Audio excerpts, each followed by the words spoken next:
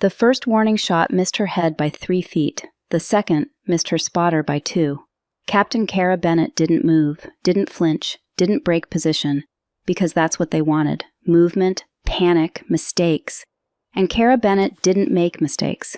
She'd been lying in the mud for 72 hours, no sleep, no movement beyond 6 inches, watching a compound in the West Virginia mountains that wasn't supposed to exist. She'd counted 4 security personnel, professional, armed, dangerous.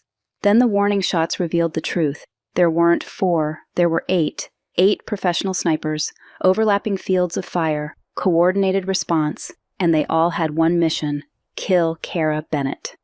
"Impressive shooting," the voice said over her radio. American, Southern, familiar. "But you miscounted Kara. You always were thorough, but not thorough enough."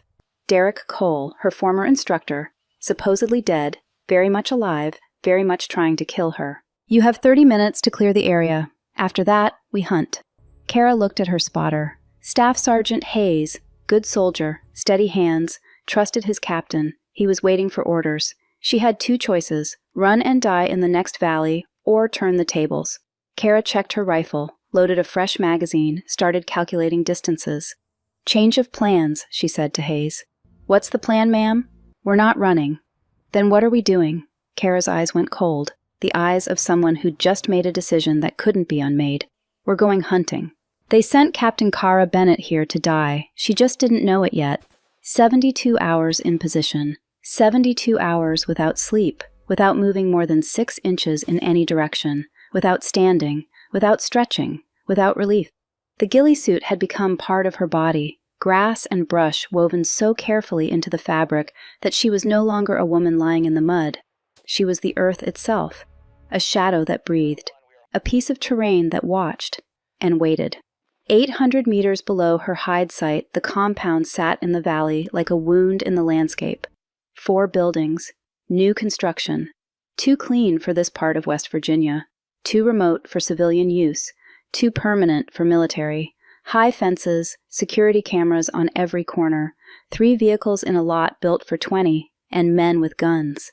Kara had counted 4 of them so far, all carrying long rifles, all moving with the kind of discipline that came from training, real training, not weekend warrior courses or mall cop certifications. These men knew how to kill. The question was why they were here and who they were protecting. 15 meters to her left, Staff Sergeant Lucas Hayes lay in his own hide. 26 years old, from Montana, steady hands, steadier eyes, the kind of quiet competence that made you trust someone even when you didn't want to. This was their first mission together.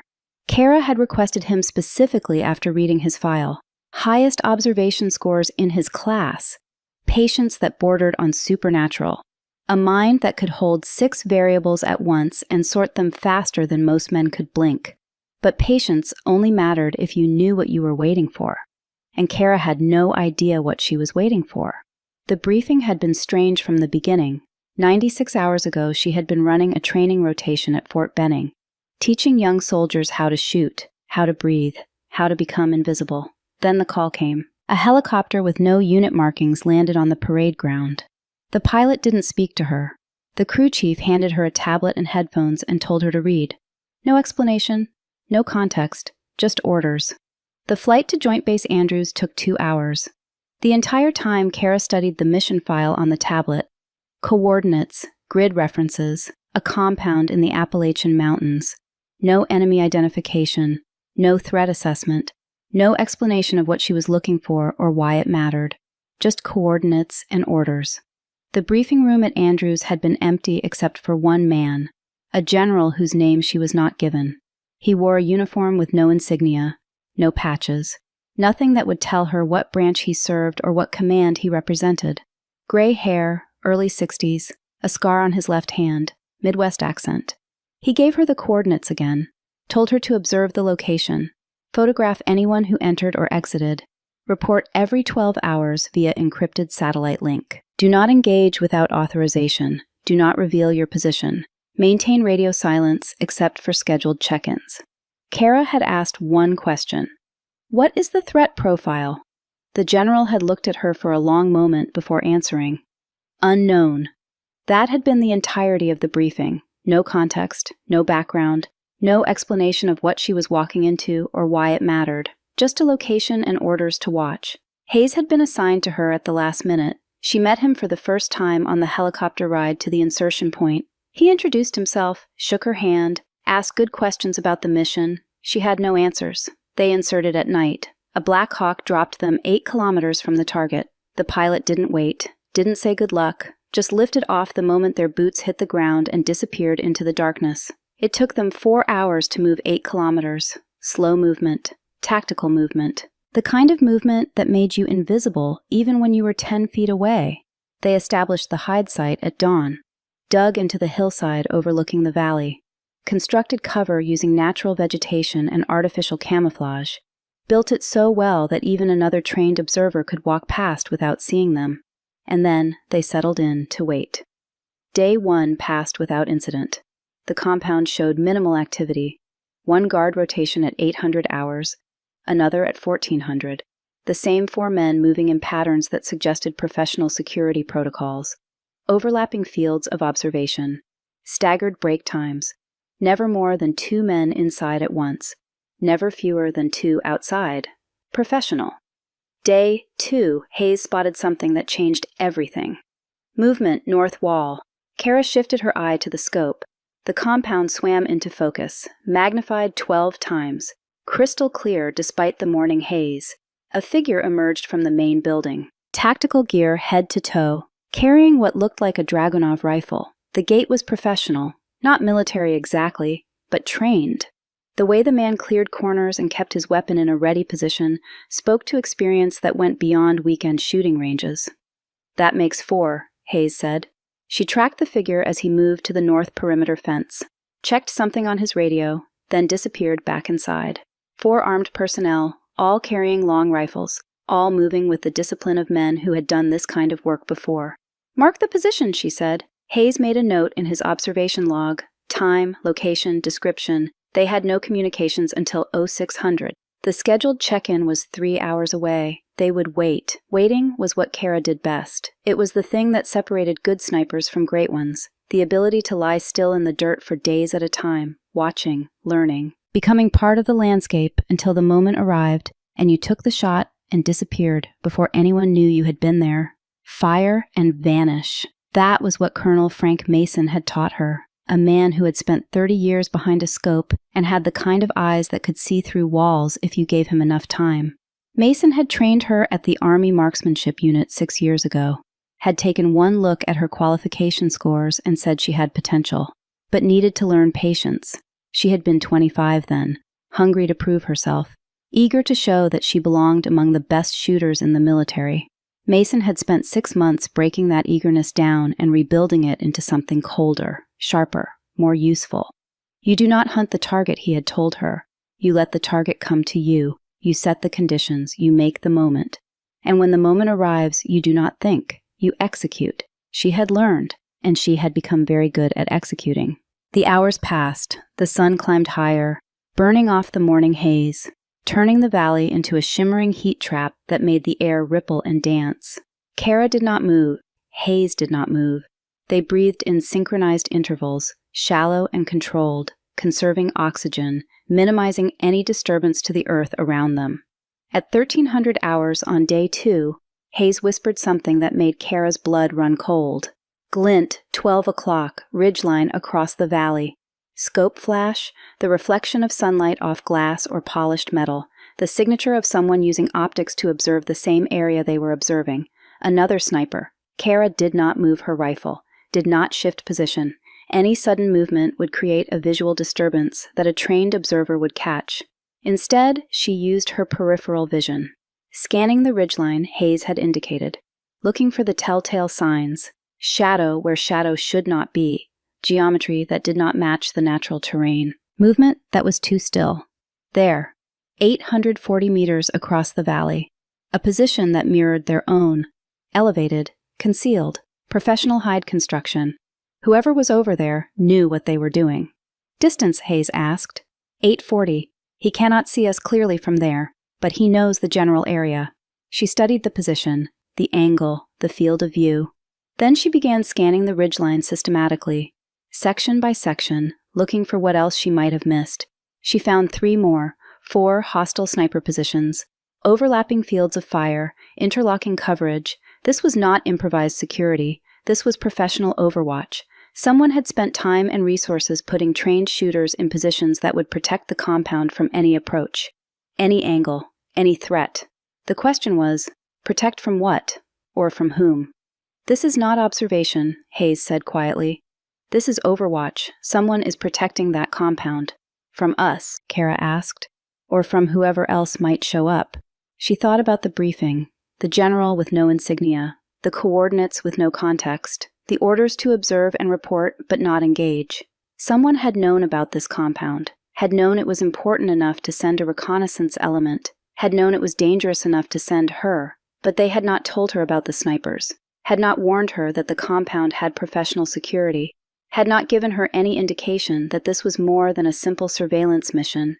Either the intelligence had been incomplete, or someone had deliberately withheld information. Neither possibility was comforting. Night fell. They rotated watch in 2-hour increments, one observing while the other rested. Not sleep, exactly. You could not sleep on a mission like this, but a state of controlled rest where your mind could process and your body could recover just enough to keep functioning.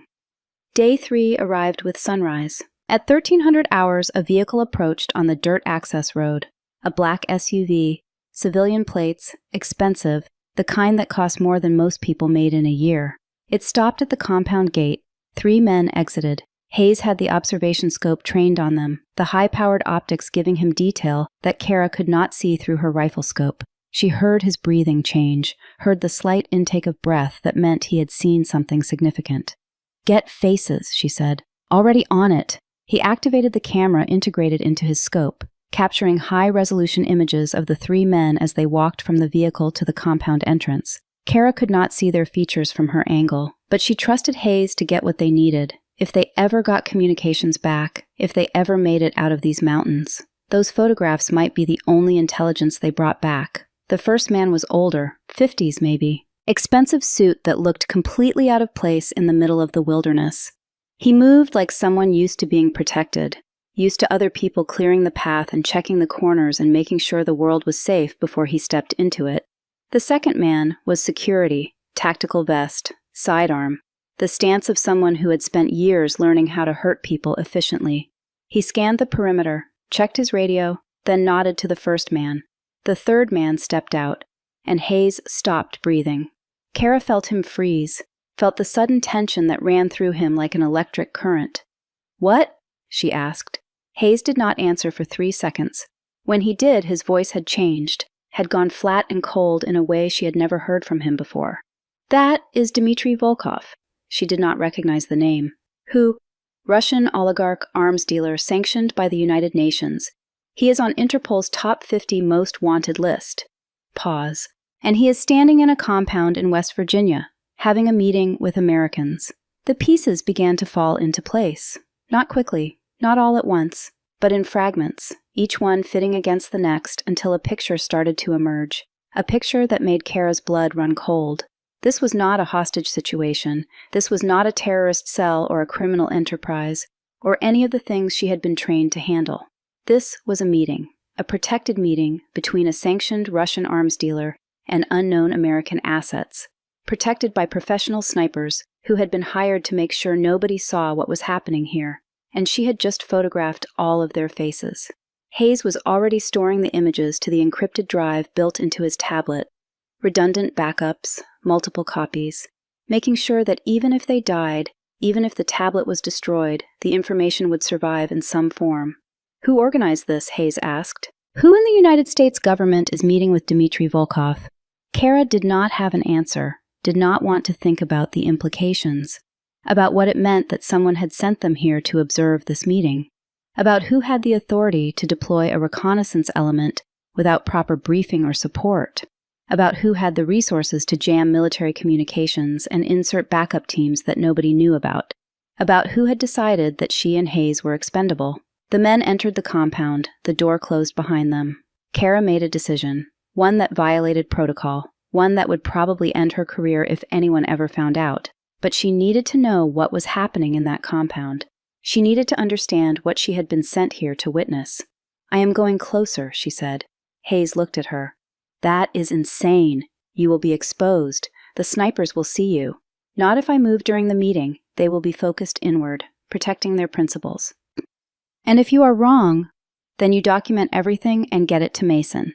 Make sure someone knows what happened here." She did not wait for him to argue, began the slow crawl down the hillside, using the terrain, using the shadows, moving in the dead ground where the hostile snipers could not see. It took 30 minutes to cover 200 meters. She reached a position 50 meters from the compound's south wall, close enough to hear voices through an open window. The conversation was in progress, English, American accents. And what she heard made everything worse. An older voice, authoritative, the kind of voice used to giving orders and having them obeyed. "The Iran shipment is confirmed. 200 million in shoulder-fired missiles, routed through Cyprus shell companies. The DoD contract covers the paper trail. Nobody will ask questions." Volkov's voice, accented, amused. "You Americans, always so expensive. 20% is outrageous." The American voice again, colder now. 20% keeps you out of a cell. 20% keeps the weapons flowing. 20% buys silence. Pause. "The money will be deposited in the Cayman account as consulting fees. Clean, untraceable. You deliver the shipment to the coordinates we discussed. We take possession. Iran never knows the weapons came through us."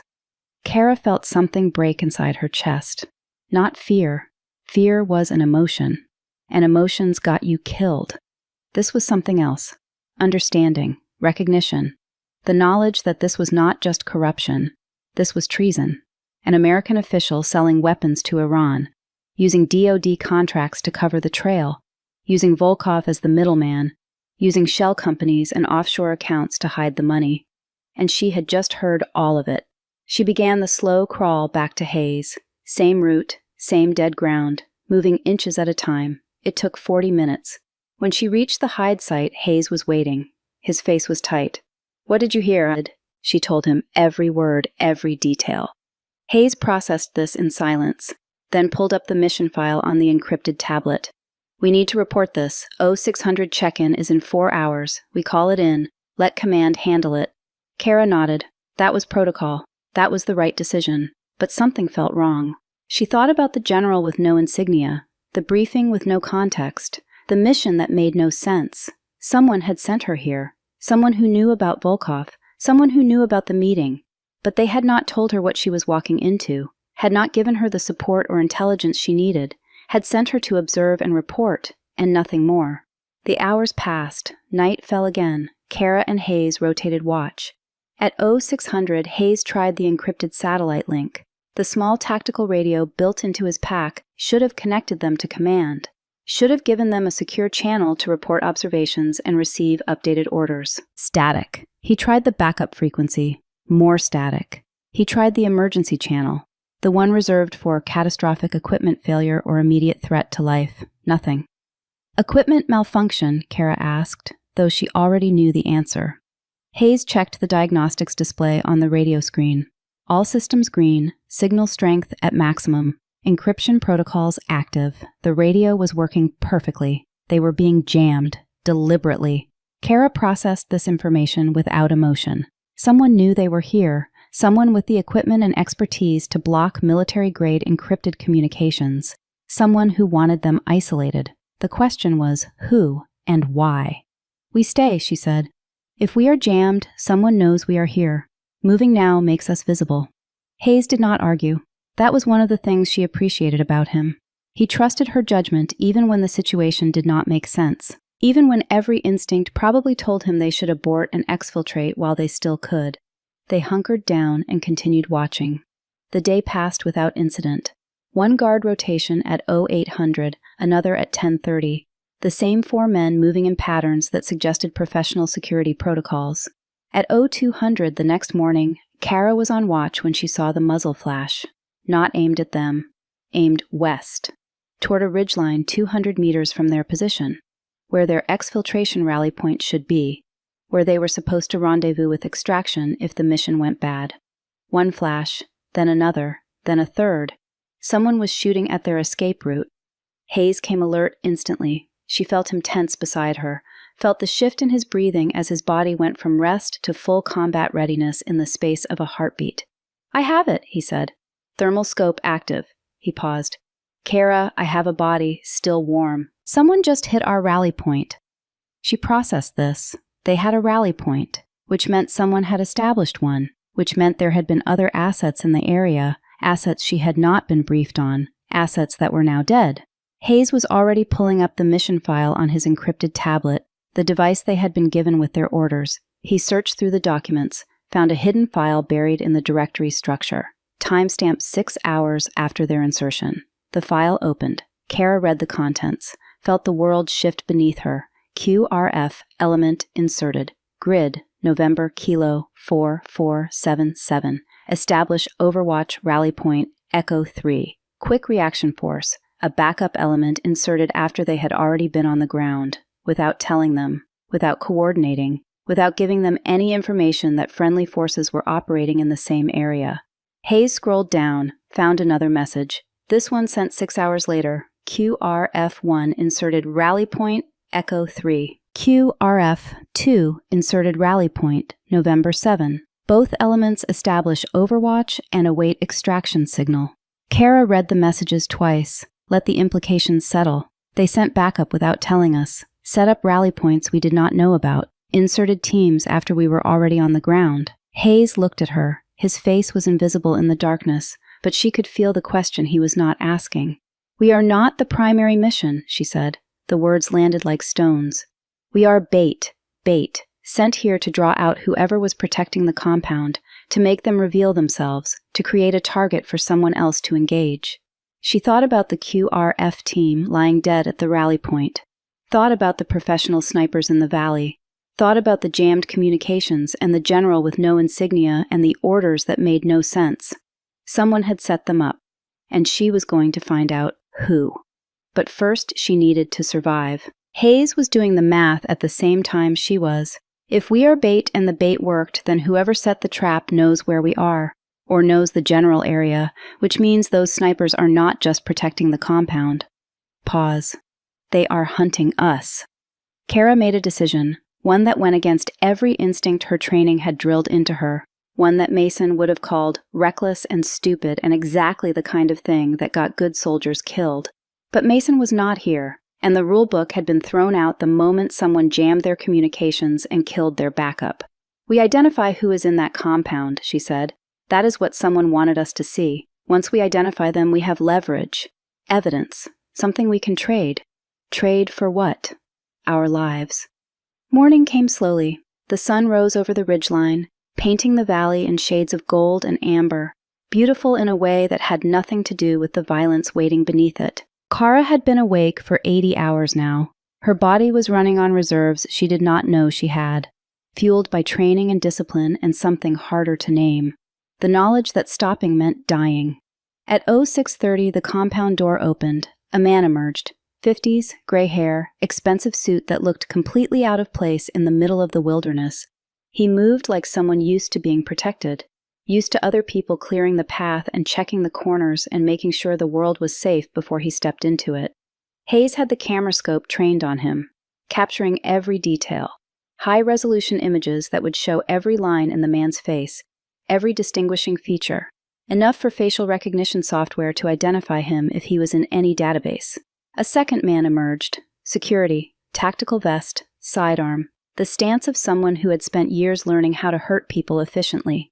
He scanned the perimeter, checked his radio, then nodded to the first man. Then Volkov stepped out, and the radio crackled to life. Not their frequency, not their encryption. An open-channel broadcast that anyone with a tactical radio could hear. A voice speaking English with an Eastern European accent, clear and professional and completely confident. "American observers, we know you are watching. You have 2 choices. Leave now or join your friends at Rally Point Echo. You have 30 minutes to clear the observation zone. After that, we begin hunting." The broadcast ended. Silence fell over the valley. Hayes looked at her. She looked back. 30 minutes to pack their gear and move 8 kilometers through hostile terrain to the secondary rally point. To do it without being seen by 4 professional snipers who now knew their general location. To do it while jammed, while cut off, while marked for death by people who had the training and equipment to make that death certain. Impossible odds. But Kara had beaten impossible odds before. "They are bluffing," Hayes said. "They do not have our exact position. They are trying to flesh us out." The gunshot interrupted him.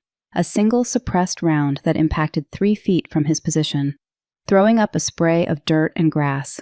Not a kill shot, not even close. A demonstration. A message that said, "We see you. We know where you are. We can kill you whenever we want. But we are giving you a chance to run." Hayes scrambled backward reflexively, pure survival instinct overriding training for half a second before he caught himself and went still again. Kara did not move, did not react. Her mind was already processing distance and trajectory and wind. The shot had come from the primary sniper position across the valley, 840 meters, threading around through the trees and brush to land within feet of Hayes's position. Whoever had fired that shot was very, very good.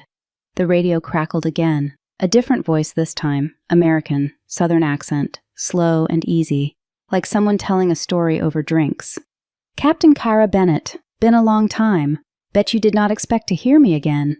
Kara's blood froze. She knew that voice, recognized it instantly, even though she had not heard it in 6 years, even though the man who owned that voice was supposed to be dead. Sergeant First Class Derek Cole, her instructor from Advanced Sniper Course at Fort Benning, the man who had taught her stalking and concealment and how to read terrain like it was a language, the man who had been dismissed for ethics violations after an investigation revealed he had been taking unauthorized shots during overseas deployments. Confirmed kills that had no paperwork, no authorization, no justification beyond his own judgment. The man who had told her during their last conversation that she would regret reporting him, that someday she would be in the field and the rules would not save her, and she would wish she had learned to think for herself. He had been reported killed in Syria 3 years ago. Convoy ambush, no body recovered, declared dead after 6 months. He was not dead. He was here, in these mountains, hunting her. Hayes was staring at her. "You know him." She nodded, could not speak for a moment. The implications were cascading too fast. Derek was supposed to be dead, was alive, was working for whoever had organized this operation, was part of the team protecting the Volkov meeting, which meant this went deeper than she had thought, deeper than a single corrupt official or a rogue operation. This was systematic, organized, professional, and Derek was the best hunter she had ever seen. Derek's voice came through the radio again, calm, almost gentle. 60 seconds is up, Kara. Let us see if you are still as good as Frank Mason said you were." Another suppressed shot, this one closer, impacting 2 feet from her position. Derek was playing with them, demonstrating his skill, showing them that he could kill them whenever he wanted, but he was giving them a chance to run. Why? The answer came to her in a flash of understanding. He wanted them to run, wanted them to move, wanted them to expose themselves trying to escape, because running targets were easier to kill than static targets. Running targets made mistakes, took shortcuts, chose speed over caution, and mistakes got you killed. "We move," Kara said, "but not the way he expects." Hayes looked at her. "What do you mean?" "He taught me to always do the unexpected. To take the shot nobody else would take. To move when movement seemed impossible." She paused. "So we are going to do something he will not expect, something that violates every rule he ever taught me." "What?" Kara looked at the compound in the valley below, thought about Volkov, thought about the Americans meeting with him, thought about the photographs Hayes had taken, the encrypted tablet in his pack, thought about the QRF teams lying dead in shallow graves, thought about 16 American soldiers who had trusted their chain of command and died for that trust. "We go back," she said. Hayes stared at her. "Back to the compound. We circle around, establish a position with overwatch of all known sniper positions, force them to come to us instead of hunting, and we identify every person in that compound, get faces, get evidence, get something we can trade for our lives." "That is insane." "Yes, but it is the only move Derek will not expect." She could see him processing, see the tactical mind working through the variables, the distances, the angles, the risks. He nodded. All right, we do it your way. They moved, not away from danger, but toward it, circling back through terrain they had already covered. Using the forest and the elevation to mask their approach, it took 4 hours. 4 hours of slow, careful movement. 4 hours of checking every shadow, every sound, every indication that Derek was close. The sun was setting when they found the position, an elevated rocky outcrop with 360-degree visibility, 680 meters from the compound, clear lines of sight to all 4 known sniper positions. Defensible, concealable, perfect, too perfect. Derek would know about this position, would expect someone to use it eventually, but that was fine, because Kara was counting on it. They set up, Hayes on observation, Kara on the rifle, and they waited. As darkness fell over the valley and the compound lights came on, and the men inside continued their meeting as if 16 Americans had not died to protect their secrecy. 6 hours passed. Midnight came and went. Nothing moved except the wind and the distant shapes of guards rotating their patrol. At 0100, Kara saw movement. Derek's silhouette. 520 meters downslope, following the trail they had left earlier, tracking them with the same methodical precision she remembered from training. She put the crosshairs on him. Perfect shot. Center mass. No wind, no obstacles. Her finger rested on the trigger. Derek stopped, looked up, looked directly at their position, even though she knew he could not see them, could not possibly have spotted them in the darkness with the concealment they had constructed. But he knew. She could feel it. He knew exactly where they were. The radio crackled. His voice, quiet, almost gentle. Kara, I know you are out there. Been waiting 6 years for this. Fire and vanish. Right? That is what Mason taught us. You fire. I am still here. So who is better? She did not answer, did not move, kept the crosshair steady on his chest. Prove you have me, he said. She keyed the radio. You are 520 meters southwest of my position, behind the fallen oak, wearing Cry Precision Multicam, carrying an SR-25. Your right shoulder is exposed by 4 inches because you favor left side cover. Want me to prove it with a bullet? Silence. Then a laugh. You always were good, but here's the problem, Kara. You think I am alone. I am not. 3 suppressed gunshots, simultaneous, impacting the rocks around their position from 3 different directions. Not kill shots, warning shots, demonstrating that she had miscounted, that there were not 4 sniper positions, there were 8, and she had just revealed her location to all of them. 3 suppressed gunshots, 3 different directions. The rocks around their position exploded in fragments of stone and dust. Not kill shots, demonstrations. Messages written in bullets that said, "We see you. We have you. There is nowhere to run." Kara did not freeze. Freezing got you killed. She moved, hard and fast and low, rolling left away from the impact points, bringing Hayes with her through pure momentum and the kind of trust that only came from training together until movement became instinct. They tumbled down the back slope of the outcrop, using gravity and darkness and the terrain they had memorized during setup. 8 positions. Derek had not been lying. She had counted 4 during observation, had thought she was thorough, had believed her 3 days of watching had given her complete intelligence on the enemy disposition. She had been wrong, and in this business being wrong meant being dead. They hit the bottom of the slope and kept moving, using a dry creek bed for cover, putting distance and obstacles between themselves and the shooters who now had their general location. Hayes was breathing hard beside her, controlled but urgent, the breathing of a man who understood they had just walked into a trap and the only question was whether they could walk back out. How many did you count? Kara asked, her voice barely above a whisper. I saw muzzle flash from 3 positions we had not identified. Combined with the 4 we knew about, that makes 7. Derek makes 8. 8 professional snipers, overlapping fields of fire, coordinated response, professional communications. This was not a hastily assembled security team. This was a deliberate, well-funded operation with resources that went beyond anything a criminal enterprise should have access to. Someone had paid a lot of money to protect whatever was happening in that compound, and someone had paid even more money to make sure nobody walked away who had seen it. They moved for 30 minutes in silence, putting 2 kilometers between themselves and the contact point, using every piece of terrain and concealment training had taught them.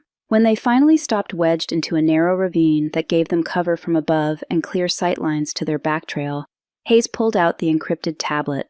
The screen glowed softly in the darkness. He pulled up the mission file again, the one they had been given 96 hours ago, started digging deeper into the directory structure, looking for hidden files, buried documentation, anything that would explain what they had walked into. He found something, a communication log, encrypted traffic between the general who had briefed them and an unknown recipient. Timestamp 48 hours before their insertion. Hayes read it aloud, voice flat. Asset deployment approved. Primary observation team insertion at grid designated. QRF elements on standby for extraction contingency. Mission timeline 72 hours. Target photography authorization granted. He scrolled down, found another message. This one sent 6 hours after their insertion. QRF1 inserted Rally Point Echo 3. QRF2 inserted Rally Point November 7. Both elements establish overwatch and await extraction signal.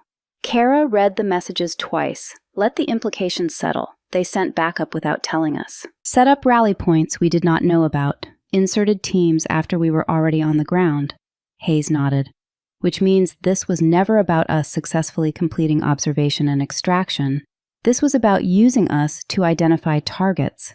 She understood it completely, and hated it with a clarity that was almost physical. Someone had sent her into the field as bait, had used her presence to force the enemy security to reveal themselves, had planned from the beginning that she would draw fire, would be hunted, would create the conditions for the QRF teams to identify and eliminate the hostile snipers. Except the plan had failed. The QRF teams were dead. 16 Americans executed in shallow graves while she had been lying in the mud, watching a compound she did not understand. And now she and Hayes were alone, cut off, hunted by 8 professionals who knew the terrain and had the equipment and training to finish what the QRF teams could not. Hayes was still scrolling through the files. He stopped. His breathing changed, got very quiet in a way that had nothing to do with tactical discipline. Kara, you need to see this. She looked at the screen. An email, sent from an address she did not recognize to the general who had briefed them. Time-stamped 12 hours ago. Subject line, observation element status. The message was brief, 3 sentences that changed everything. Primary observation team has obtained target photography, mission objective achieved, authorize cleanup protocol and ensure no witnesses. Cleanup protocol, military euphemism for elimination. Someone at command level had authorized their deaths, had signed off on a mission designed from the beginning to be a one-way trip. Hayes looked at her. His face was invisible in the darkness, but she could hear the question in his silence, the disbelief, the kind of betrayal that went deeper than tactics or strategy. That cut to the fundamental trust a soldier had to have in their chain of command. Who sent that email? She asked. Unknown sender, routed through 3 proxy servers. But it came from inside the Department of Defense network, someone with high-level access. She processed this. Someone in DoD had ordered her death, had orchestrated this entire operation, had used her to photograph Volkov meeting with unknown Americans, and then planned to eliminate her to ensure the evidence never made it back. Except she was still alive, and she still had the photographs. And whoever had sent that email was about to learn that killing Kara Bennett was significantly harder than signing a piece of paper. The tablet vibrated. Incoming message, encrypted channel she did not recognize. The sender ID showed only a single initial. M. Mason. She opened the message. Get out now. You are not supposed to see this. Mission was unauthorized. You are burned. Exfil yourself or you are dead. Unauthorized mission. Burned. Mason did not use dramatic language, did not exaggerate. If he said the mission was unauthorized, it meant someone had run a black operation outside official channels. If he said she was burned, it meant her name was on a list somewhere that ended with a bullet. She typed a response. 8 snipers, rally points compromised. Derek alive and hunting. Need extraction. The response came back in seconds. Derek working for Bellwether Group. Private contractors, handle security for people U.S. government cannot officially meet. You stumbled into something above your clearance. 8 snipers are cleanup crew, QRF teams sent to extract you, but someone leaked positions. Only way out is eliminate all 8 or they hunt you forever. Bellwether Group. Kara had heard the name. Private military contractor. Operated in gray zones where official military could not go. Hired former special operations personnel. Paid better than government. No oversight, no accountability. And they had hired Derek, the best stalker she had ever seen. The man who had taught her everything she knew about hunting human targets. The man who was now using that knowledge to hunt her. Hayes read the message over her shoulder. So we kill all 8. Kara loaded a fresh magazine into her rifle. The metallic click was loud in the silence. Final. A sound that meant decisions had been made and there was no going back. No, she said. I kill all 8. You document everything. Create backup record. If I do not make it, someone knows what happened here. Hayes stared at her. We are partners. Partners means you trust me to do my job. Your job is documentation. Mine is shooting. He started to argue. She cut him off with a look. The kind of look that Mason had given her 100 times during training. The look that said, this is not negotiable. This is how it works. Fall in line or get out of the way. Hayes fell in line, because that was what good soldiers did. They trusted their team leader even when the mission was impossible, especially then. Kara pulled up the tactical map on her tablet, marked the 4 known sniper positions from their original observation, added the 3 new positions revealed by muzzle flash. Derek made 8, but he was mobile, impossible to pin on a map. She studied the layout, the distances, the angles, the overlapping fields of fire, 7 fixed positions, 1 mobile hunter, standard Overwatch pattern for high-value asset protection.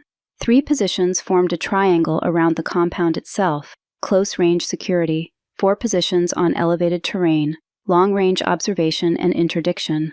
Derek roamed between them, filling gaps and responding to threats. The triangle was the problem. Positions 2, 3, and 5, mutual support distance, overlapping sightlines.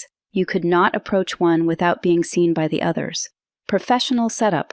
Whoever had planned this knew what they were doing. But professional setups had a weakness. They relied on predictability, on targets behaving rationally, on enemies who followed doctrine and made sensible tactical decisions. Kara had stopped making sensible decisions the moment she found out her own command had sent her here to die. She was going to do something Derek would not expect. Something that violated every rule of engagement she had been taught. Something that would make Mason shake his head and call her reckless and stupid, and exactly the kind of thing that got good soldiers killed. She was going to start with the hardest target first.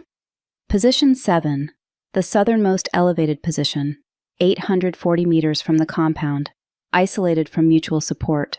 The shooter there would be confident in his distance, secure in his elevation, certain that nobody would be crazy enough to stalk him while 7 other snipers were active in the area. That confidence would kill him. She turned to Hayes. I need you to stay here. Monitor communications. Track my position via GPS beacon.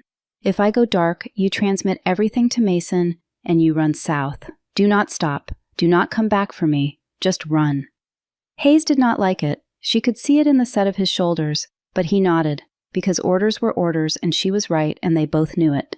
Kara checked her rifle, checked her sidearm, checked the knife strapped to her vest, checked everything twice because you only got one chance at this, and if you failed, the failure was permanent. Then she moved into the darkness. Stalking a position took time. You could not rush it, could not take shortcuts, had to move with the kind of patience that most people could not understand, the kind that required you to become part of the landscape, to breathe with the wind and move with the shadows and trust that stillness was a weapon as effective as any bullet. It took her 2 hours to cover 1 kilometer. 2 hours of crawling and waiting and moving inches at a time through terrain that wanted to betray you with every step. Loose rocks that could shift, dry leaves that could crackle, branches that could snap. She avoided them all. Position 7 came into view at 0300. The shooter was good, had constructed a hide that used natural terrain and artificial camouflage in equal measure.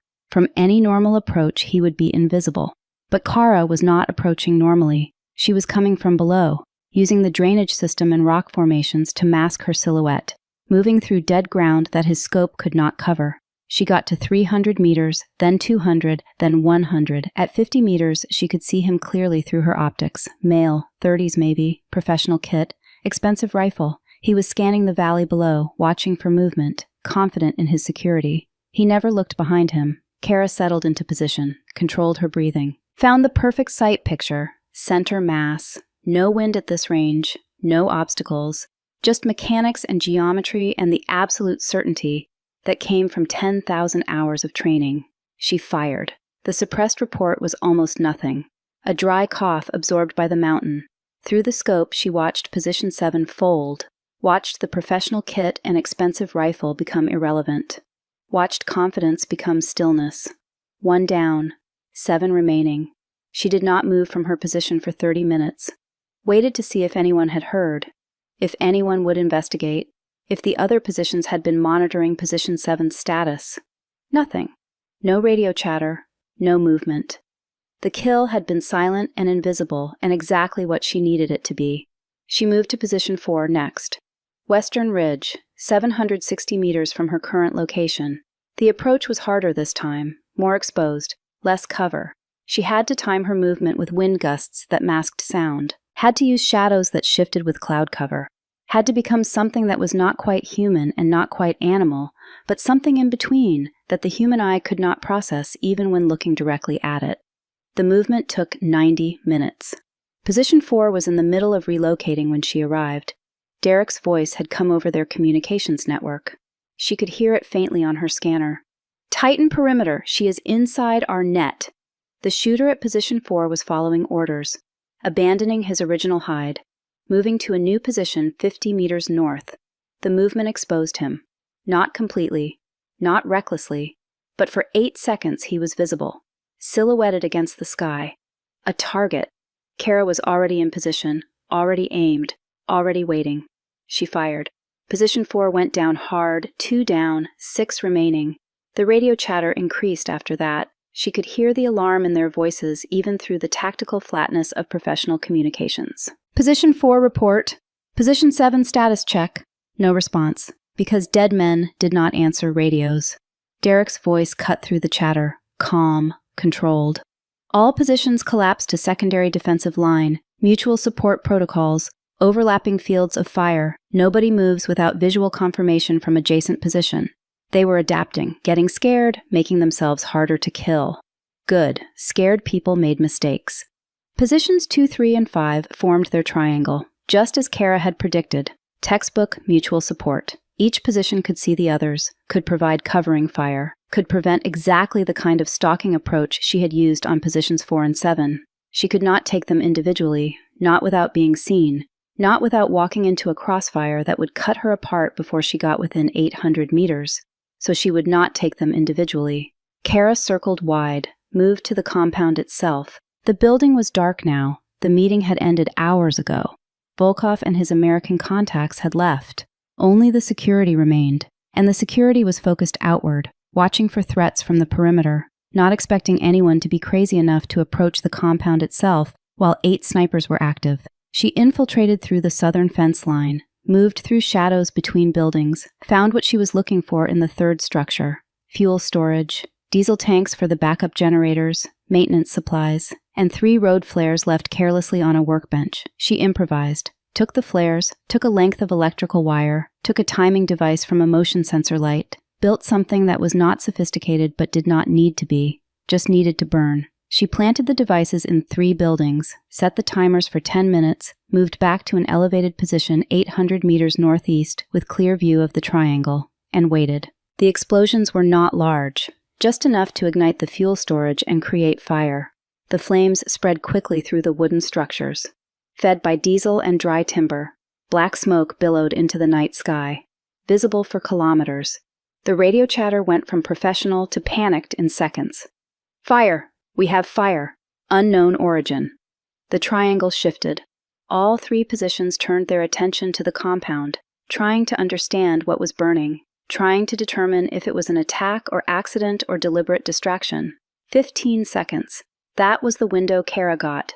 15 seconds where Positions 2, 3, and 5 were focused on the compound instead of their sectors. 15 seconds where they exposed themselves, trying to see what was happening. She took Position 5 first, the furthest from her position, 920 meters, extreme range for the conditions. But she had the elevation, had the stable shooting platform. Had done this shot 1,000 times in training. The bullet took 4 seconds to arrive. By the time it did, she was already transitioning to position 3. Fired again, transitioned to position 2. Fired a third time. 40 seconds total. 3 shots, 3 kills. Through the scope, she watched them drop, watched the triangle collapse, watched professional security turn into nothing because they had made the mistake of looking away for 15 seconds. 5 positions down, 3 remaining. Kara relocated immediately, changed position before the remaining shooters could triangulate her muzzle flash, moved 400 meters east to a rock outcrop that gave her different angles, different fields of fire. The radio was chaos now, multiple voices talking over each other, panic and anger and the realization that they were being hunted by someone who was better than they were. Derek's voice cut through, calm, controlled, almost gentle. Positions 6 through 8 report status. Position 6 Northeast Ridge status green. Position 8 Southwest approach status green. Position 1 mobile tracking. 3 left plus Derek, 4 total. The odds were getting better, but 4 trained snipers was still 4 more than she wanted to face in open combat. Hayes' voice came through her earpiece, encrypted channel only the 2 of them shared. Kara, I am reading increased thermal activity. Northeast Ridge. Position 6 is moving. Looks like he is repositioning to counter your last location. She processed this. Position 6 had seen her muzzle flash, was trying to flank. Smart move, professional response. But he was moving, and moving meant exposure. Give me his track, she said. Hayes relayed coordinates and heading. Kara did the math in her head, calculated where Position 6 would be in 90 seconds if he maintained current speed and direction, found a natural choke point. A narrow gap between 2 rock formations that any smart shooter would use for concealment.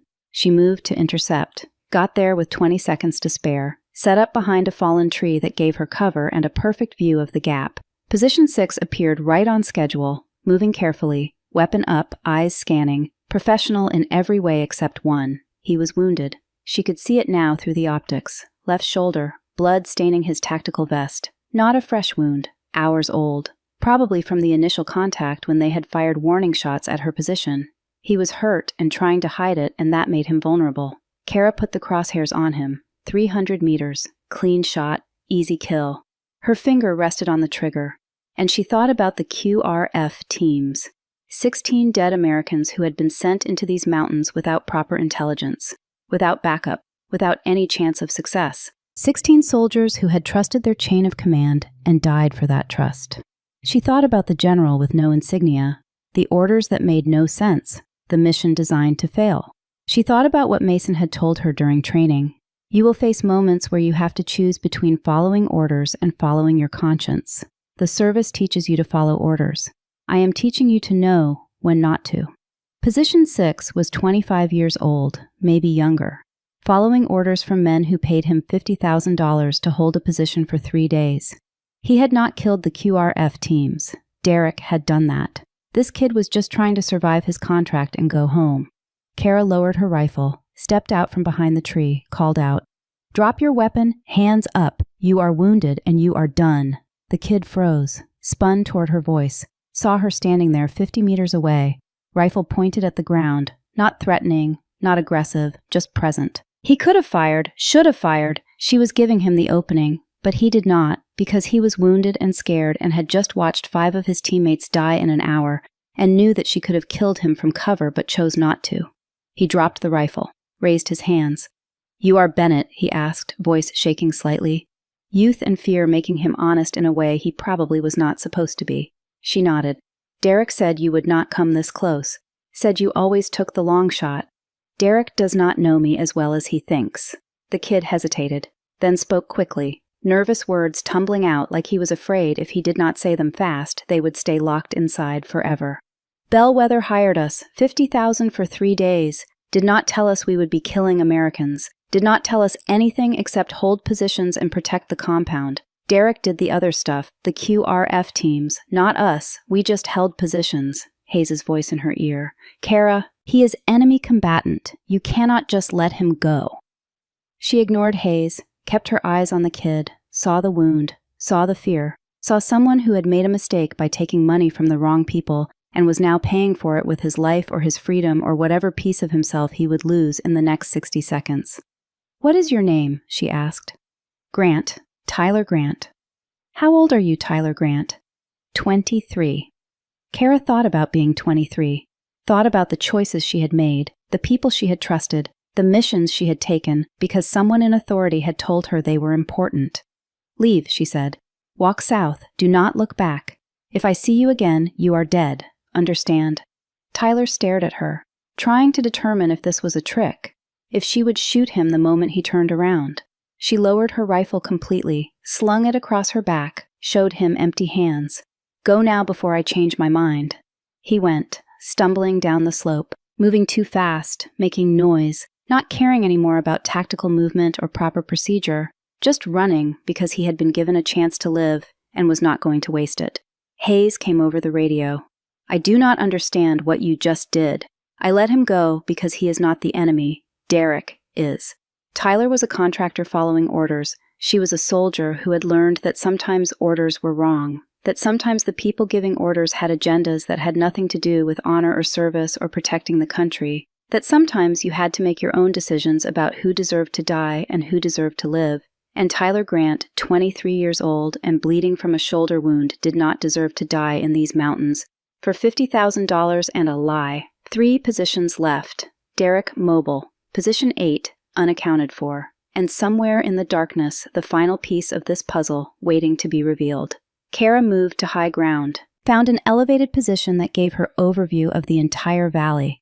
The compound was still burning, flames lighting the night, smoke obscuring thermal signatures, chaos and confusion working in her favor.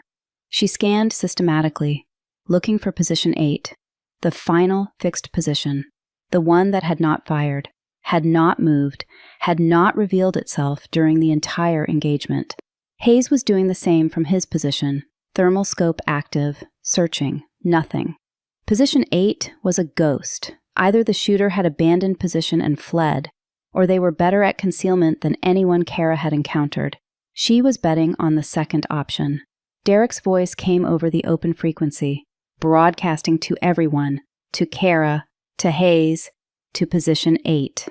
"Impressive, Captain Bennett. You just took 5 trained contractors in under 2 hours, but you missed something." Pause. "Position 8 was always mine," a new voice said. Female, American. Calm and professional and completely confident. Kara felt her blood freeze, felt recognition slam into her like physical impact. She knew that voice, had served with that voice, had trusted that voice with her life on 2 deployments and a dozen training rotations. Lieutenant Jordan Voss, her former executive officer from the marksmanship unit, reported killed in action 4 years ago. Iraq, vehicle convoy hit by IED, 3 dead, no bodies recovered due to secondary explosion and fire. Declared dead after investigation concluded no survivors possible. Not dead. Here, in these mountains, hunting her. "Jordan," Kara said, not a question, a statement. "Hello, Kara. Been a long time." Kara's mind flashed back. Fragments of memory, sharp and clear. Ramadi, 4 years ago, she and Jordan on Overwatch during a raid. Questionable targeting, civilians in the area, political pressure changing rules of engagement daily. Jordan had followed every order without question, had taken every shot she was told to take, had stayed silent when Kara filed reports questioning the legality of their operations. And then the convoy, the IED, the explosion that supposedly killed Jordan and 2 others. "I saw the casualty report," Kara said. "You were killed, IED, outside Mosul. That is what they wanted you to think." Jordan's voice was relaxed, conversational, the voice of someone who had all the time in the world and no concern that the person they were talking to represented any threat at all. "Truth is, I got recruited. Bellwether offered me triple what the Army was paying, better equipment, better missions, and I got to choose my contracts, like this one." Kara processed this. Jordan had been an exceptional sniper. Top scores in advanced course, tactical mind that could read terrain and predict enemy movement with uncanny accuracy. If she had spent 4 years working for Bellwether, training with their resources, taking contracts that let her hone skills without military restrictions, she would be better now than she had been then. And she had been very good then. Why? Kara asked. You remember, Ramadi. You remember what they made us do. Kara remembered. Remembered Ramadi being bad. Civilian casualties. Questionable targeting. Rules of engagement that changed daily based on political pressure instead of tactical reality. She had filed reports, had questioned orders, had nearly been relieved for insubordination. Jordan had filed nothing, had followed every order, had done what she was told without question or complaint. Or so Kara had thought. That is what this is about, Kara asked. Ramadi. Ramadi showed me the truth, that we are tools, expendable, used by people who will never see combat and will never face consequences for the decisions they make. So I stopped being a tool, started being a professional, get paid, get out, no loyalty except to the contract. Pause. And the contract here is to kill you. Silence on the line. Then Jordan spoke again. Voice shifted, harder, colder. Contract is to protect the compound, eliminate witnesses. You made yourself a witness when you photographed Volkov. Nothing personal, just business. Kara did not move, did not adjust position. Jordan had not fired yet, which meant she did not have a clean shot, or she was waiting for something. Either way, movement would give away Kara's location. So here is the situation, Kara, Jordan continued. I do not fire. Derek does not fire. You walk away, leave the tablet with the photographs, forget you saw Volkov, forget this happened. Pause. Or I kill your spotter. I have had him in my scope this whole time. Not you. Him. Hayes's voice came through the encrypted channel, tight, controlled, but she could hear the edge of fear beneath the discipline. Kara, I have a laser dot on my chest. Jordan had thermal optics, elevated position, had been watching the entire engagement, had let Kara kill 5 contractors because it did not matter to her. They were competition, hired help, disposable, but Hayes was leverage, and Jordan knew exactly how to use leverage. Tablet now or Hayes dies. Kara calculated distances, angles, response times. Jordan had Hayes targeted. Derek was mobile somewhere in the valley. She could not save Hayes and fight both. If she gave up the tablet, she lost the only evidence that Volkov had met with Americans. Lost the leverage that might keep her alive long enough to get extracted. But if she did not give up the tablet, Hayes died. And Hayes had followed her into this mess without question. Had trusted her when trust meant walking into a trap that would probably kill them both. She made the decision in 3 seconds. Hayes, on my mark you move hard left. Do not think, just move. Trust me. On my mark. She could hear his breathing over the radio, fast, shallow. The breathing of a man trying to control fear, and mostly succeeding, but not completely. Mark! Hayes moved, rolled left, hard and fast. The laser dot tracked him for half a second before Jordan fired. The suppressed shot hit exactly where Hayes had been 1 second earlier. Impact on rock, spray of fragments. Simultaneously, Kara identified Jordan's muzzle flash. Northeast ridge, elevated position, 920 meters from her location, behind the burning compound, using the smoke and flames to obscure her thermal signature. Kara fired once, twice, 3 times. Rapid succession, bracketing the position, not precision shots, suppressive fire, making Jordan move or die. Through the scope, she saw movement, Jordan abandoning position, wounded maybe, or just forced to relocate. Not a kill, but good enough. Derek's voice on the radio, immediate, urgent. Bad move, Bennett. Automatic weapons fire erupted from her left. Close, too close. Derek had gotten within 200 meters without her knowing. Was suppressing her position with sustained fire, forcing her to stay down, giving Jordan time to recover and relocate. Kara could not move, could not return fire. Pinned. Hayes was pinned separately. She could hear him on the radio, breathing hard, asking for instructions she could not give because speaking would reveal her exact position, and Derek would adjust fire and that would be the end. They were separated, pinned down, outgunned. And then she heard it, a sound that changed everything. Helicopters, distant but getting closer. The distinctive thump of rotor blades cutting through mountain air. A new voice on the radio, official military frequency, professional, authoritative. Unidentified shooters. This is Talon 6, inbound your position. 4 Blackhawks, full assault element. You have 5 minutes to cease fire and surrender. JSOC, Joint Special Operations Command. Someone had called in the cavalry. Mason's voice came through on the encrypted channel, the one only Kara could hear. Kara, it is me. I called them in, told them you found Volkov meeting and mercenary cleanup crew. They are not happy, but they are coming. Hold for 5 minutes. She felt something loosen in her chest. Not relief exactly. Relief was for when you were safe. This was something else. Recognition that she might actually survive this. That backup was real and close and loaded with enough firepower to end this nightmare, but 5 minutes was a long time when people were shooting at you. Derek's fire intensified. He knew the helicopters were coming, knew his window was closing, was trying to eliminate Kara before JSOC arrived. She could not stay pinned, could not wait for rescue, had to act.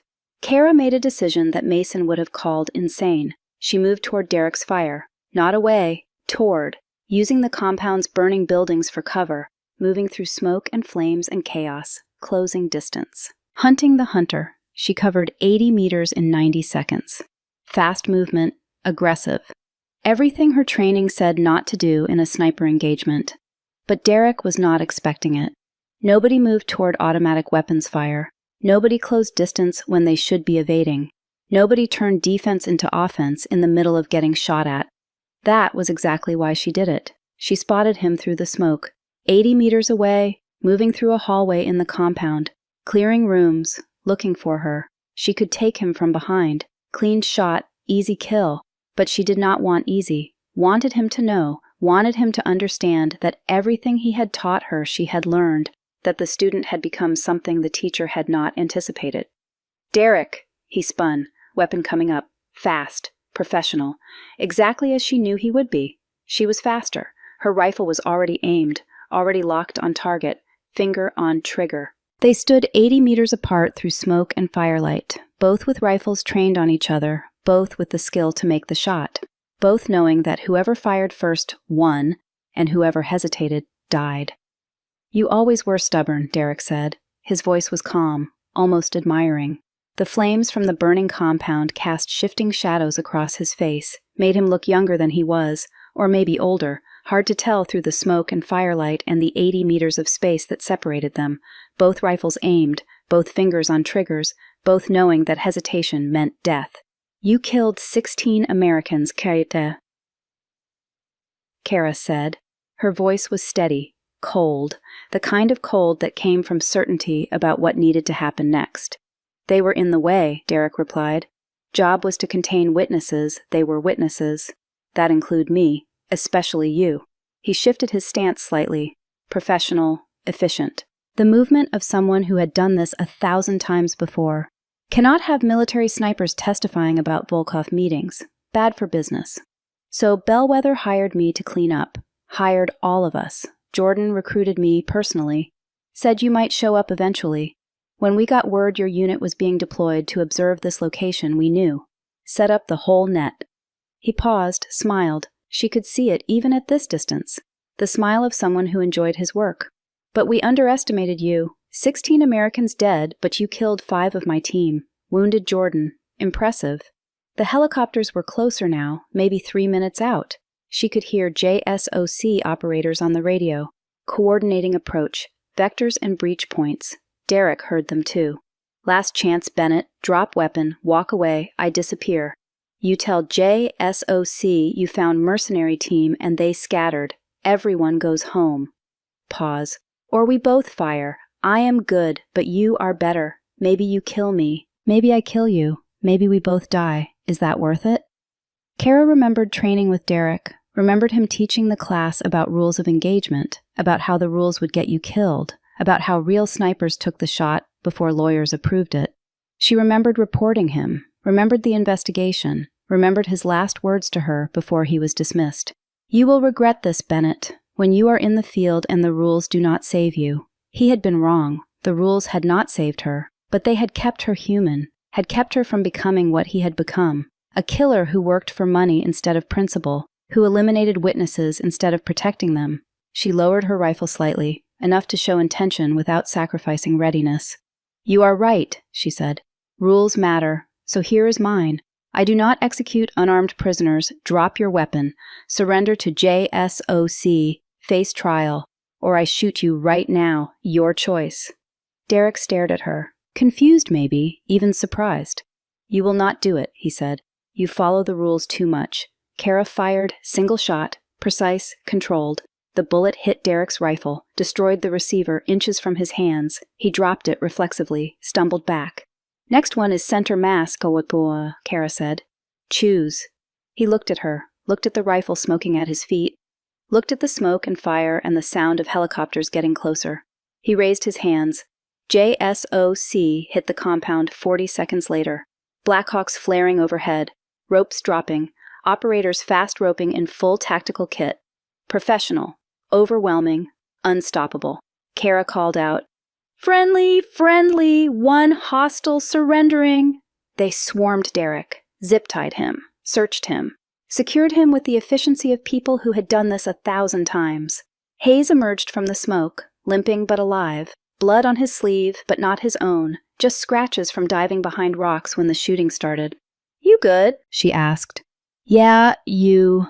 She nodded, did not trust herself to say more. The adrenaline was crashing now, 80 hours without sleep catching up, the weight of 5 kills and 1 mercy settling into her bones. A Master Chief approached, face paint and night vision goggles, voice amplified through comm system. Captain Bennett, need your statement. What the hell happened here? She gave him the summary. Short, factual, unauthorized mission, bellwether contractors, Volkov meeting, 16 QRF personnel dead, 8 hostile snipers, 5 eliminated, 1 released, 2 in custody counting Derek. The Master Chief listened without interrupting. When she finished, he nodded slowly, like he was processing information that did not quite fit the briefing he had received. We will need full debrief, but that can wait until you have slept. Medical will check you and your spotter, then we extract. He turned to leave, stopped, turned back. Off the record, Captain. That was some of the best tactical work I have seen. Also some of the craziest, but mostly the best. He walked away before she could respond. Hayes sat down heavily on a piece of rubble, let out a breath that seemed to come from somewhere deep. So we lived. We lived. What happens now? Kara thought about the photographs, about Volkov, about the general with no insignia who had sent them here to die, about whoever had authorized cleanup protocol, about the corruption that went deep enough to sacrifice 16 soldiers. Now, she said, we find out who signed our death warrant and we make sure they answer for it. The debrief happened 48 hours later. Fort Bragg, a room with no windows and recording equipment visible in every corner. Present were an Army colonel from CID, a civilian from DOD, Inspector General's office, and someone from an agency that was not specified. Mason was there too, sitting in the corner, not part of the panel, just present. His face was unreadable, but Kara knew him well enough to read the tension in his shoulders, the way he held himself. Mason was angry about something, and working very hard to stay professional. Kara told them everything, the briefing, the mission, the jammed communications, the QRF teams, the 8 snipers, Derek, Jordan, Bellwether, Volkov. She gave them the tablet, photographs, communication logs, encrypted emails, everything Hayes had documented during the engagement. The colonel listened, took notes, asked precise questions about timelines and locations and actions taken. When she finished, he set down his pen. You are aware, Captain Bennett, that this mission was never officially authorized, that there is no record of the briefing you describe, that the general you claim to have met with does not exist in any personnel database. Kara stared at him. Yes, sir. That is what unauthorized means. The civilian spoke up, soft voice, careful words. What the colonel is saying is that officially this incident never happened. There is no record of bellwether contractors operating in West Virginia, no record of QRF teams being deployed, no record of you being assigned to this mission. So you are calling me a liar. The civilian shook his head. We are explaining that there are elements of this situation that remain under investigation, that involve classified programs we cannot discuss, that require discretion. Kara felt Mason tense beside her, felt him preparing to speak. She put a hand on his arm, stopped him. Where is Derek? She asked. Where is Jordan? In custody, Tal, the colonel said. Facing charges, espionage, murder, conspiracy, the list is long. They will be prosecuted to the fullest extent. Public trials. That has not been determined. Will I be called to testify? That has not been determined either. What has been determined? Silence. The three investigators looked at each other, some kind of unspoken communication passing between them. Finally, the DoD representative spoke. What has been determined is that this incident is classified at the highest levels. That discussion of these events outside proper channels will result in prosecution. That both of you will sign non-disclosure agreements acknowledging your understanding of these restrictions. She slid 2 documents across the table, dense legal text, paragraphs about national security and penalties for unauthorized disclosure. Kara read it, every word, looking for loopholes, for exceptions, for any way to make sure the truth did not get buried completely. She found nothing. The document was airtight, comprehensive, designed by lawyers who had spent careers learning how to silence people legally. Hayes signed without reading, just picked up the pen and wrote his name. Kara looked at him. He shrugged. What choice do we have? She signed, because he was right. They had no choice, no leverage. No power except the truth, and the truth was classified.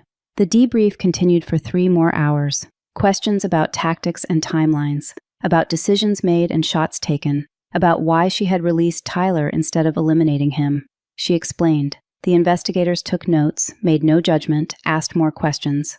When it ended, they were told to remain on base for 72 hours.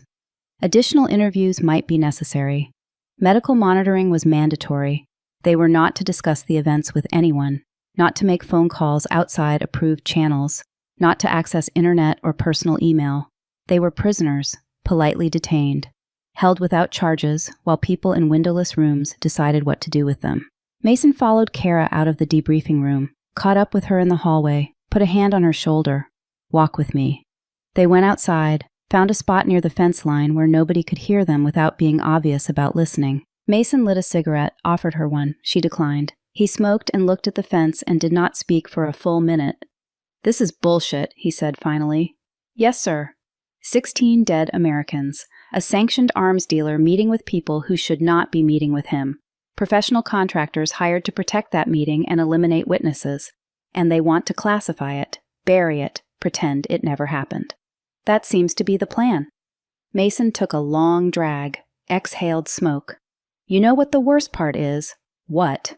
They are going to get away with it. Whoever authorized this mission, whoever sent those QRF teams to die, whoever decided you were expendable, they are going to walk away clean.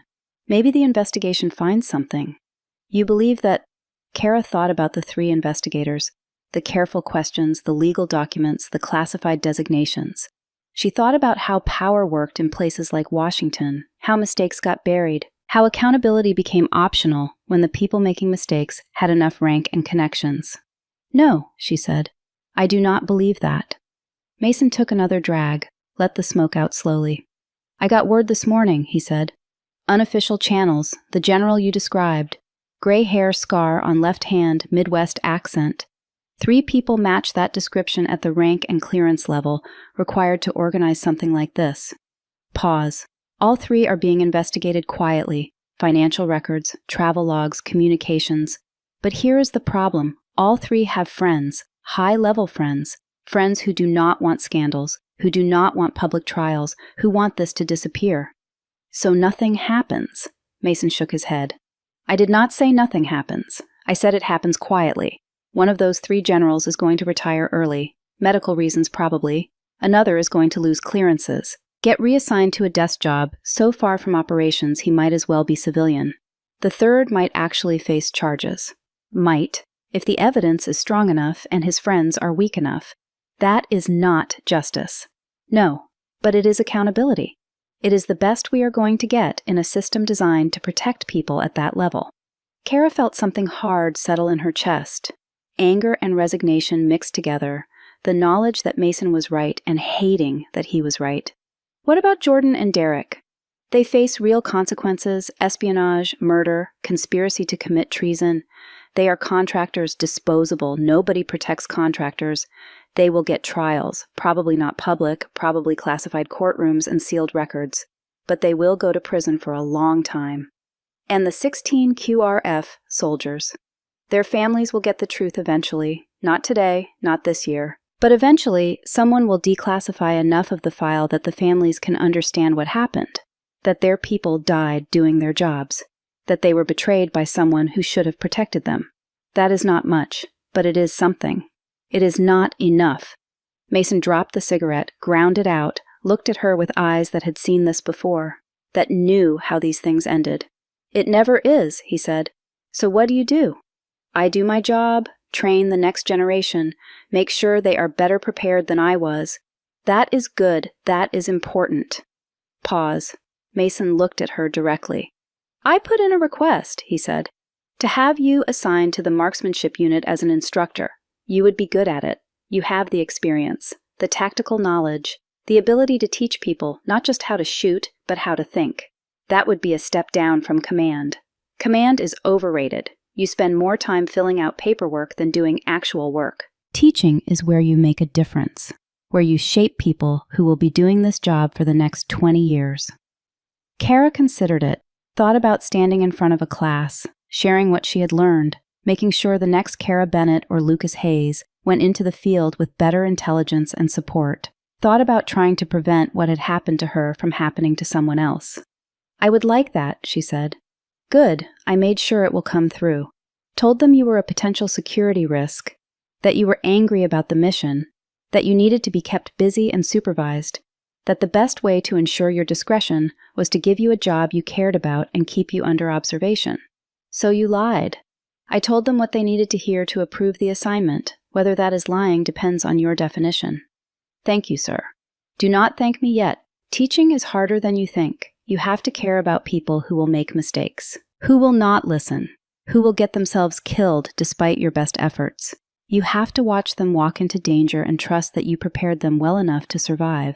I think I can handle that. I know you can. That is why I requested you. Kara took a breath. Mason's words settled into her like stones. What about the others? She asked.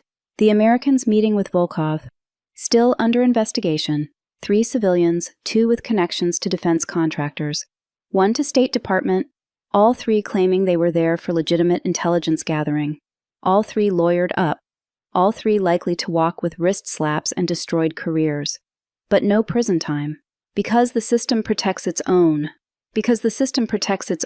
Mason agreed.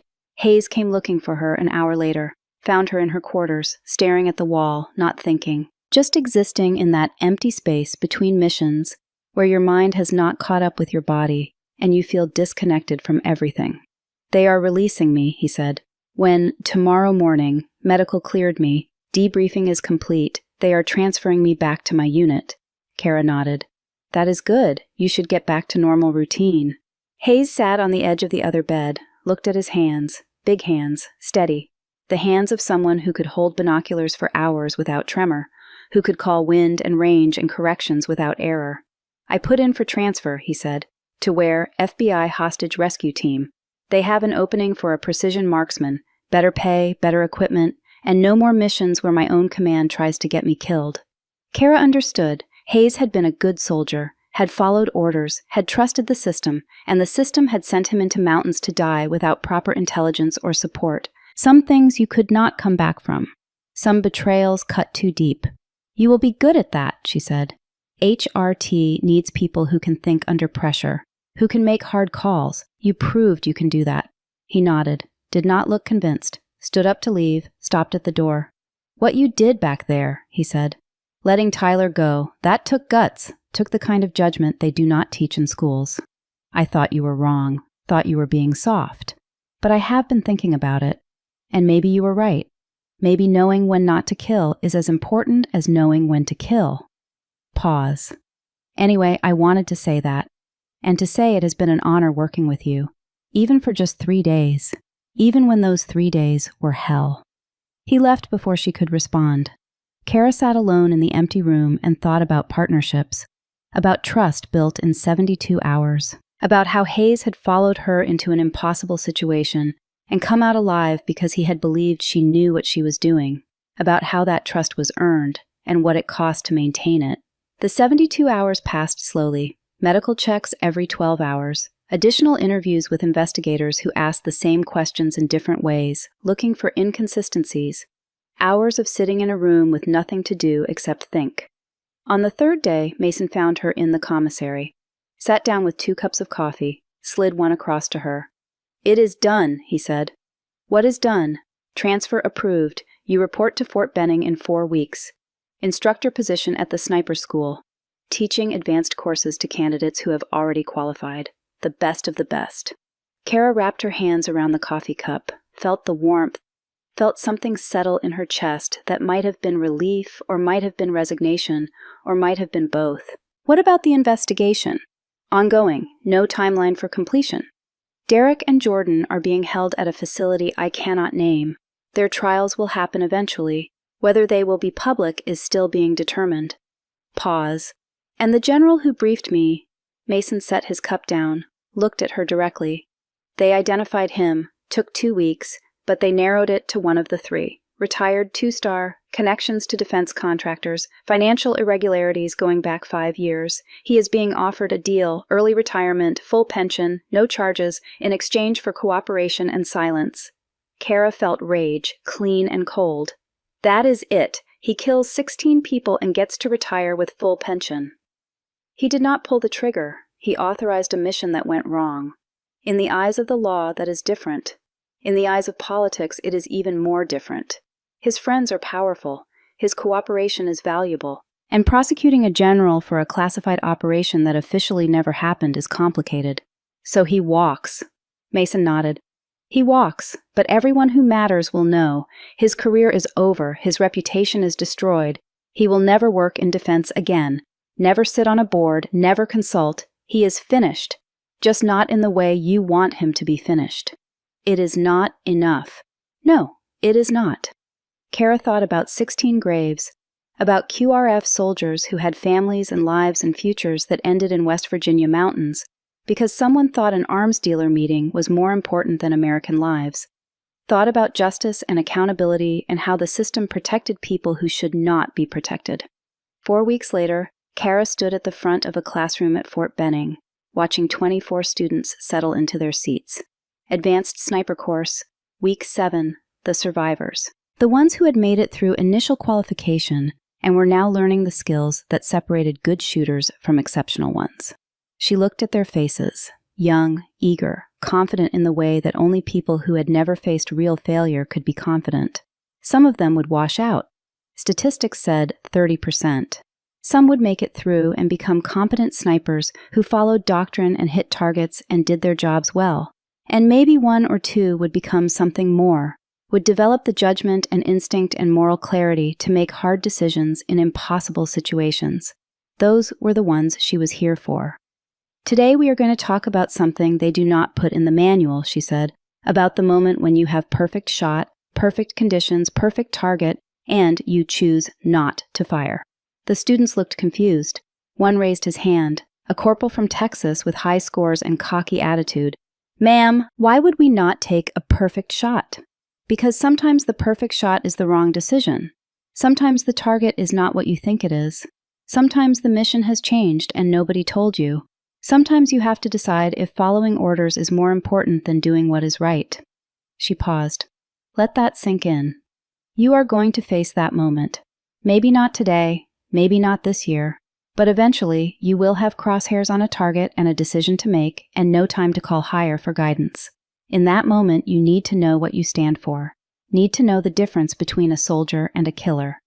The classroom was quiet. Even the cocky corporal was listening. Let me tell you about a mission, Kara said. She told them the story. Not all of it, not the classified parts, but enough to make them understand that real operations were messy, that intelligence was incomplete, that sometimes you were bait and sometimes you were abandoned, and sometimes the only person you could trust was yourself. She told them about letting Tyler go, about the choice between following rules of engagement and following conscience, about how she had to live with that decision every day since. When she finished, the classroom was silent, the students looking at her differently, not as an instructor reciting doctrine, but as someone who had been there, who had faced the impossible and survived.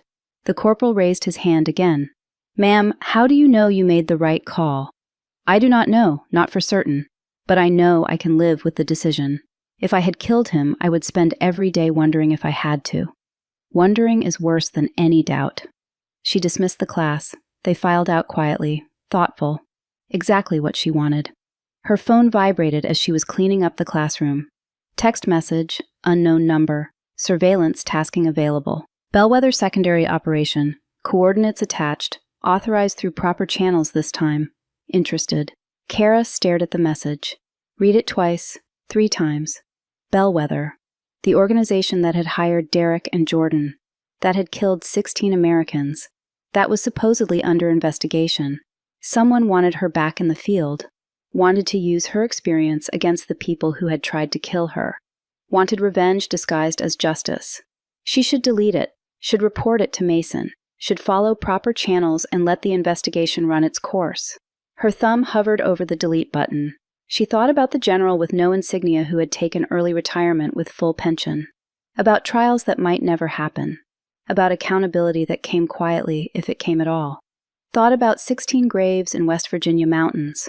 Thought about teaching students in a classroom versus hunting the people who had put her in those mountains. She made her decision, typed a response, 3 words, send the details. Hit send before she could second guess. The response came back in 30 seconds. Coordinates, target description, mission timeline, and a note at the bottom. This one is official. Approved at highest levels. Your choice to accept. No judgment either way. Kara read the details. Bellwether Safe House. 3 contractors. Low-risk surveillance. Simple observation mission. Exactly like the last one had been described. She almost laughed. Almost deleted the entire conversation. Almost walked away. But something stopped her. Some part of her that was not satisfied with teaching. That needed to finish what had started in those mountains. That wanted to look Derek in the eye again and tell him she was still hunting. She saved the coordinates, closed the message, put the phone in her pocket, walked out of the classroom and across the base to Mason's office, found him at his desk, buried in paperwork. He looked up when she entered. I need to talk to you about something, she said. He gestured to a chair. She sat, pulled out her phone, showed him the message.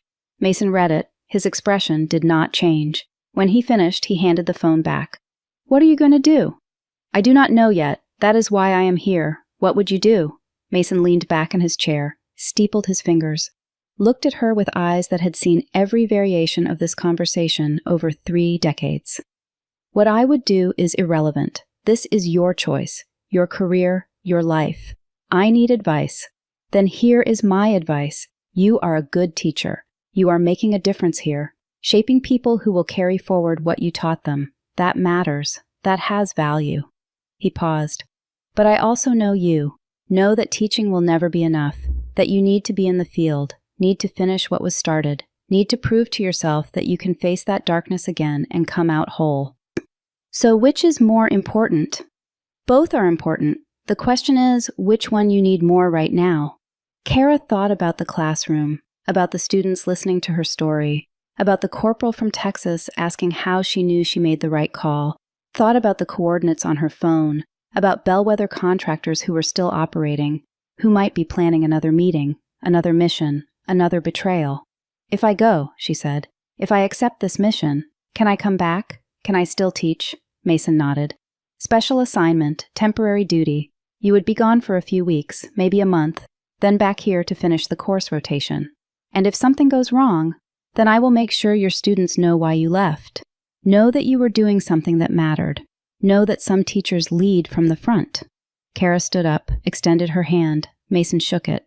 Thank you, sir, for everything. For pulling strings to get me this position. For telling me the truth when I needed it.